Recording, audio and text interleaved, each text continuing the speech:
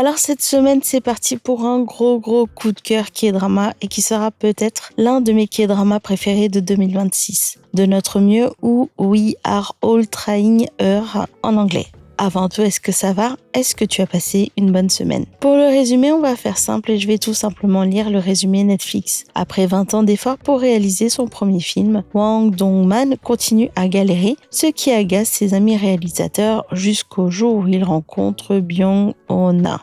Bon, ça résume assez bien l'histoire, mais en soi, ça ne rend pas justice à l'arc-en-ciel d'émotions que m'ont fait ressentir les 3 premiers épisodes. Je n'ai jamais ressenti ça pour un protagoniste. Je trouve que Hwang Dong-man est franchement dégueulasse d'un côté, car comme il n'a pas encore réussi, il est pétri par la jalousie car tous ses collègues sont devenus des réalisateurs reconnus, alors que lui n'a toujours pas réussi à faire son premier film. Et il ne s'en cache pas, il avoue avoir dansé quand l'un de ses potes s'est fait descendre par la critique, il est gentil avec eux quand ces derniers prennent cher, et il se transforme en troll qui laisse des commentaires rageux quand ces derniers réussissent. Et on le sait, c'est parce qu'il est encore dans les gradins alors qu'ils sont tous dans l'arène à vivre son rêve. De ce fait, il ne peut faire qu'une chose, leur rappeler son existence en faisant ce genre de dinguerie. Pourtant, c'est pas forcément une mauvaise personne. Il le dit lui-même que quand on est gentil avec lui, il le rend au centuple et on le voit.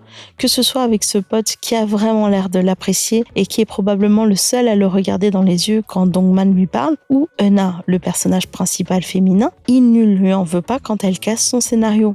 Et je me retrouve à avoir à la fois de l'affection et une certaine déception quand il est clairement mauvais. Alors, si je me base sur les 3 premiers épisodes, je pense sincèrement que c'est un être qui est complètement égoïste. Dans le sens où, quand tu fais partie de son cercle de favoris, il sera présent et sera prêt à donner sa vie pour toi. Mais en dehors de ce cercle, tu peux crever devant lui que ça ne lui fera rien. Et la dernière scène de l'épisode 3 illustre parfaitement ce propos. Il est là à être heureux parce qu'il constate que Euna est safe et danse de joie en criant qu'il n'est pas un monstre, alors qu'il y a 2 voitures qui se sont crashées et que les passagers sont peut-être en train de mourir. Et même s'ils sont pas en train de mourir, je me dis que c'est quand même grave moyen de danser comme ça devant un accident. Et ce drama, c'est une promesse d'un voyage au cœur de l'humain, plus que l'humanité. Le scénariste ne fait aucune concession. Personne n'est parfait. Tout le monde a ses défauts comme ses qualités. Et le contexte dans lequel évolue chacun des personnages joue énormément dans la façon dont ils embrassent la vie. Sauf peut-être ce bouffon, il m'a fait rager. D'où il se la joue vertueux comme ça.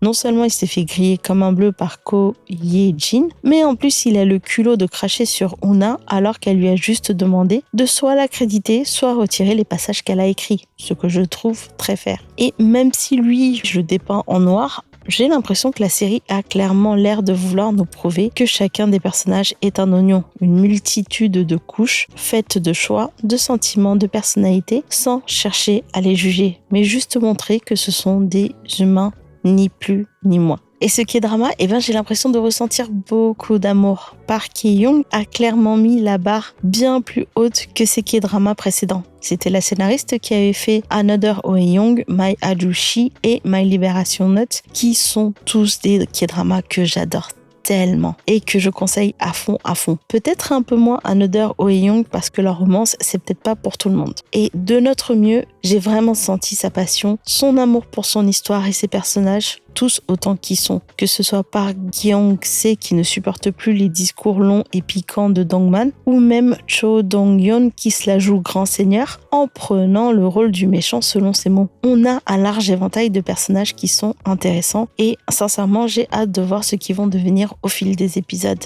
Et le casting, c'est juste une véritable perfection. Je ne connaissais pas Koo Kyo-won et je le découvre avec cette série, mais waouh! Il donne corps à Dongman avec une telle passion. Il joue son personnage vraiment de tout son corps et de tout son âme. Et on le voit à tous les niveaux, que ce soit son regard, ses expressions ou même ses gestes. J'ai rarement vu un acteur se péter la figure avec autant de passion. Et Go Young-jung était la surprise de ce K-drama parce que je trouve que ce rôle va à l'encontre de ce que j'ai vu d'elle. Fini l'adorable bouille qui me fait craquer à chaque fois. Young-jung interprète une Euna qui n'a plus aucune envie ni motivation. Et ses interactions avec Dongman lui redonnent cette énergie et cette envie de vivre qu'il a quitté depuis un petit bout de temps. Et elle est, elle aussi, parfaite. Le switch entre torpeur et joie se voit direct. Et cela n'est dû qu'à son talent et son travail d'acteur que je salue. Et tu vois, j'ai aussi l'impression que tous les acteurs se sont surpassés dans ce K-drama. Oh Jung-se qui est parfait en règle générale, je vais pas le mentir. Il y a une scène où je l'ai grave adoré dans le 3e épisode. Tu sais, quand ils attendent pendant la projection, on sent qu'ils se rapetissent parce que les critiques sont en train de le descendre et que ça bousille sa confiance en lui et que ça lui fait mal. Et on le voit tant au niveau de son expression que de sa posture. Ou même Park et John qui a joué une scène ô combien difficile dans le même épisode. La violence émotionnelle était clairement là, entre lui qui était là sans être là, sur le point de commettre l'impardonnable, et Dongman qui essaye de le faire revenir du mieux qu'il peut. Cette scène-là m'a vraiment ébahi. Sincèrement, depuis le début de l'année, sans te mentir, je trouve que le cru de 2026, franchement, je suis en kiff. Pour l'instant, ma déception, si je peux dire ainsi, c'est The Perfect Crown que j'aime bien, mais sans plus. Mais We Are All Trying Here a réussi à me captiver dès le premier épisode sans même me demander de me ranger du côté du protagoniste. Et l'histoire, elle est prenante, elle est marrante, elle est profonde, elle est riche et franchement, pour l'instant, je n'ai que des louanges à faire sur ce K-drama. Donc ouais.